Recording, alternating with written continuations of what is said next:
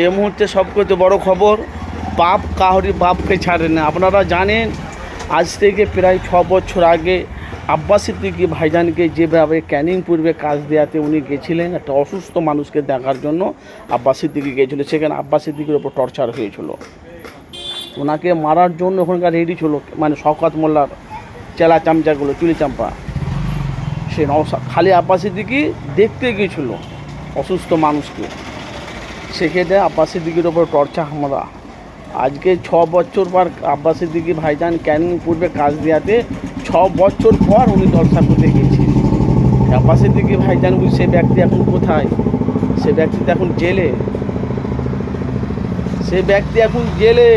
আর আপনারা জানেন যে আব্বাস সিদ্দিকী আজ থেকে প্রায় কিছু জিনিস আমরা দেখতে পাচ্ছি।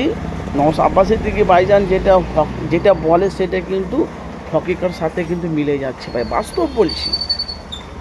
এই যে বিজেপি সরকার বাংলায় এসেছে, 6 বছর পর ক্যানিং পূর্বে কাজ দেওয়াতে আব্বাস সিদ্দিকী ভাইজান জলসা করে এসেছে।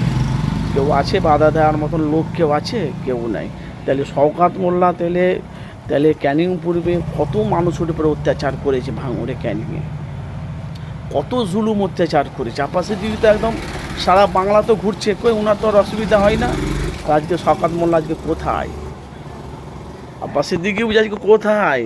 ওর তো দুনিয়ার মানুষ তোর শাস্তি দিতে পারবে না কেউ। যা করেছে রোজার মাসে মা বোনেদের পেটে বাচ্চা অবস্থায় ওদের উপর টর্চার করেছে, মারধর করেছে। আমি আপনাকে বললাম না এর আগে, পাপ কারোর বাপকেও ছাড়ে না।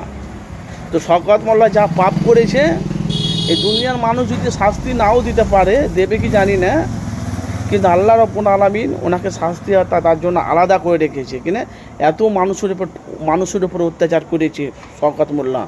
ওনার ছেলের যে ক্যানিং পূর্বে বিশারপাড়া কব যে এরিয়াটা ছিল, সব করতে ভেঙে চুটে শ্বাস করে দিয়েছে, পুরো তালা মেরে দিয়েছে।